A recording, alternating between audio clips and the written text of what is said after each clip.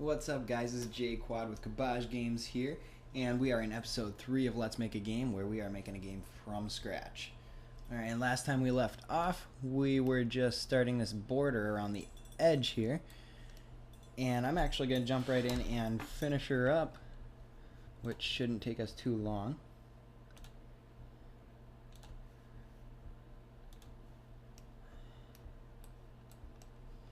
And like I said before, all we're doing here is just bringing up this edge just to give us kind of a realistic like border instead of invisible walls, which we'll have anyways, just so you can't be playing and go up the slope in a spot where you're not actually supposed to. And that's all to do with collider meshes. We'll learn all about that later. But for right now, like I said, we're just going to do a quick, easy border just to give us something to work with all the way around here. And you can spend a lot of time on this. You can spend a lot of time getting all the details you want, making it perfect. But what I found is when you just slop it all on there, especially when it comes to map making, at least the basic terrain, kind of making it sloppy kind of makes it more perfect. Imperfections make your perfections. Nobody wants a perfectly chiseled out cliff. It kind of takes away from the realism, actually. But that is also a preference thing. Some people prefer it, some people don't. Some people prefer milk, I prefer iced coffee.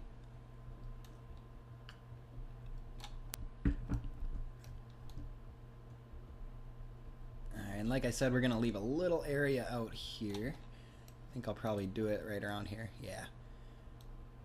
And we'll fix it up later for a little ocean view area. Gotta have a little variety in there.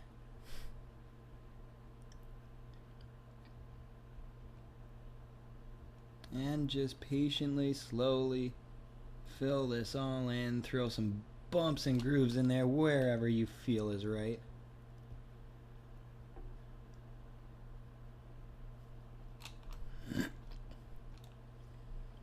And this will all start to look a lot better when we put some texture on it, which we are going to do right after this, actually. Told you one of these episodes I was going to show you the basics of making a texture, well, getting a texture ready in GIMP. And that's what I'm going to show you after this.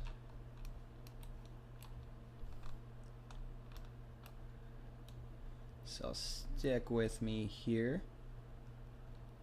Let's finish up painting this on a bit. Patience is key. Patience is always key when it comes to making a game. Patience to learn.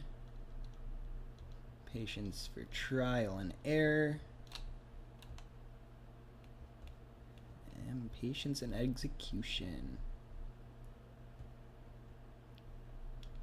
Alright. So we have a nice border on there now. We'll go in later when it actually has a texture to it so you can see it a little better. And fix all of this up and make the hills look a little better and everything like that. Not perfectly, imperfectly. Alright, have a nice little terrain here though. We'll round some edges later and make it look not so square as well. But for now, I will meet you over in GIMP in just a second here, and I'll show you how to get that all set up. Alright guys, we're in GIMP now, and I have a texture that I kind of threw together, just kind of made it myself. That's a big thing. You always want to do your own textures. You know, a lot of people like to look for them online, but you never know what you're gonna run into with legal issues with that, rights and all that fun crap. So I made this one myself. Usually I just end up taking pictures of random things, like for a dirt texture sometimes I'll take a picture of my couch or my carpet and just play with it a little bit. And I come over here in GIMP and finish her all up. One of the things I'm going to do, because I want this kind of, like I said, a cartoony game, we kind of want to make the ground a bright kind of thing. So this is going to kind of be a sand or dirt or whatever. I might change it later, but we'll go under colors. We're gonna go to hue and saturation. Try to bring this saturation up a little bit, actually. Give it kind of more of a poppy brown texture. Maybe bring the lightness up. There we go. And just kind of play with it, see what you find is best. You can always colorize it too, which, you know, just pretty much changes everything a tint of a different color, everything in the picture. And then here's one of the crucial things, because a lot of these textures will not line up on your map, and you'll see a bunch of these little squares of the texture just over and over again, and it doesn't look real. All you see is tile. So what you want to do is go under filters in GIMP and go down to map, and under map you'll see this make seamless. You click on that and see pretty much what it did here was took all the insides here and calculated an idea of how to make the outsides look good with it and make it match up to all the edges on the other side. So now when you lay them together next to each other, they're all going to match up perfectly, and you shouldn't see too many tiling like effects. You still might get it, but that's, again, a patience with trial and error kind of thing you're going to have to work with. So then we're going to go down to export, and you can export it however you want, but I find what works best, especially with Unity, and I could be wrong, just my opinion, is PNG. I love PNG.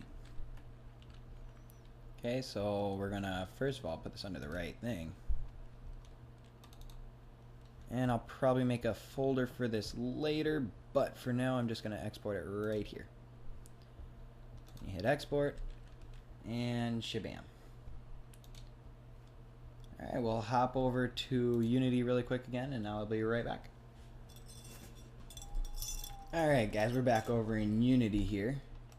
And now I'm going to show you how to put that texture we just made onto this terrain. And it's pretty easy. All you gotta do is pull up your terrain menu here and go over to this paintbrush. Little paintbrush tab that brings you up to your textures that you can paint on there. Now the first one you put down, the first one you always add, is going to be your main one that fills the whole place with it, the whole terrain with it. Now, what I want to do, what I forgot to do, is to drag that picture we just made into Unity. So we're going to go to the folder here and just click it and drag it right into your assets here. Alright guys, sorry about that. I had a little problem with my export there. But yeah, like I said, simply drag it over and pop it right in your assets folder and it'll show up right there. There's our texture.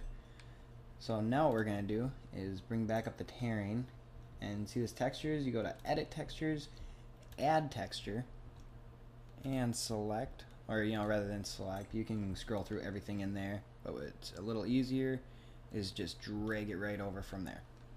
And there you are. You click add and it's going to pop that right on there for you right away. Now we have our texture on there. I'm going to hit play so we can see it a little better from in there. And first, I forgot that we have this guy now outside of our terrain. So that's what I was talking about in the last episode, where if you have him below the plane, he's just going to fall right through. So we hit play, that should be better. And now we can see a little bit of what our texture looks like. And it's not too bad for right now. Try to get over here and see some lit areas really quick and see how we like them. And we'll just keep adding different textures like that as we go on and start painting them on in the areas we want, like cliff sides and grassy areas if we want grassy areas. I'm not sure what the whole caveman idea, but we'll see. Alright, and it's looking pretty decent here. Now, if you don't like how small or big the texture actually is in there, you can go under that terrain paint texture tab and go to edit. You edit the texture you have selected, and there's a size here. You can zoom in and see if you can see it here. You can zoom on in and you can hit this size. Let's say I want to make it 5 by 5, and it brings it down just smaller for us. Now you could also go bigger, 50 by 50. That's just ridiculously big. I'm gonna go back to 15 because I actually liked it with that, but again, this is a whole trial and error thing and a preference thing. Alright, well, that looks pretty decent. I'll show you how to get that more detailed in a later episode as well, with some very cool normal mapping and all that good stuff, different specular options and all this kind of great stuff we're going to be learning. Well, until then, we'll check out more in video 4.